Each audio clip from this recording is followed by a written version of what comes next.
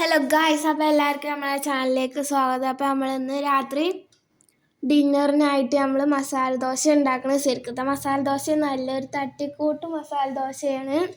അപ്പോൾ കണ്ടന്റ് ഇല്ലാത്തതുകൊണ്ടാണ് നമ്മൾ വീഡിയോ ഒന്നും ഇടാത്തത്. പിന്നെ സ്കൂളൊക്കെ ആയതുകൊണ്ട് ശനി ഞായറുമാണ് നമ്മൾ വീഡിയോ ഇടുക. അപ്പോൾ എല്ലാവരും കാണുക, സബ് ചെയ്യുക, ഷെയർ ചെയ്യുക. അപ്പോൾ നമുക്ക് ഉള്ളി അരിഞ്ഞു ഉരുളക്കിഴങ്ങ് കുക്കറിൽ വെച്ച് വേവിക്കുക. ഞങ്ങൾ സ്റ്റൗവിനൊക്കെ ഭയങ്കര കപ്പാസിറ്റി ആയതുകൊണ്ട് ഒരടിക്കൊന്നും വരില്ല. ഒരു 5-6 അടിയൊക്കെ അടിച്ചാലേ ഉള്ളൂ അത് വരിക.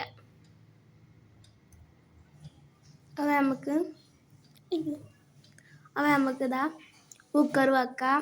നമ്മുടെ ഈ മസാല ദോശ തിന്നുകൊണ്ടാണ് ഓഡിയോ ഇടുന്നത്. അപ്പോൾ നമുക്ക് തക്കാളിയും പച്ചമുളകും അരിഞ്ഞിക്കണു. തക്കാളിയും പച്ചമുളകും അരിഞ്ഞിക്കണു. ഇനി നമുക്ക് അടുപ്പ് കത്തിച്ച ഭാഗ്യമുണ്ട്, ഒരടിക്ക് തന്നെ വന്നിക്കണു. അപ്പോൾ നമ്മൾ ചട്ടി വെച്ച് എണ്ണ ഒഴിക്കുകയാണ്. സാധാ ഉള്ളി വാട്ടണ പോലെ തന്നെ ഉള്ള മസാല ഒക്കെ ഇട്ടാൽ മതി. അപ്പോൾ നമ്മൾ എണ്ണ ഒഴിച്ച് കൊടുക്കുകയാണ്.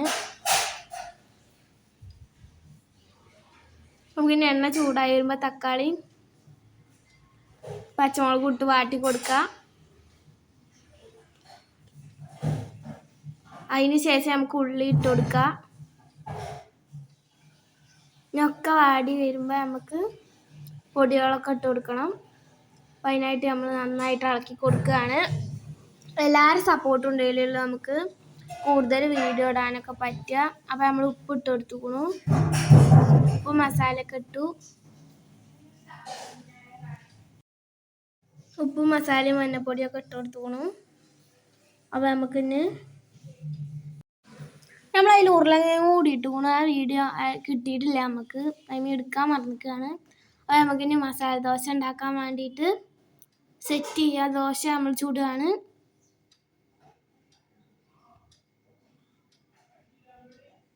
ദോശ ഇതായി വന്നപ്പോൾ നമ്മൾ മസാല വെന്ത് വന്നപ്പോൾ നമ്മൾ മസാല ഇടുകയാണ്. ചട്ടണിയൊക്കെ ഒഴിച്ച് കഴിക്കാൻ നല്ല രസമുണ്ട്.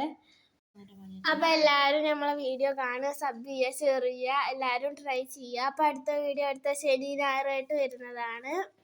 എല്ലാവരും കാത്തിരിക്കുക. അപ്പോൾ ബാക്കി വീഡിയോ അടുത്ത ശനി ഞായറും കാണാൻ മറക്കരുതേ.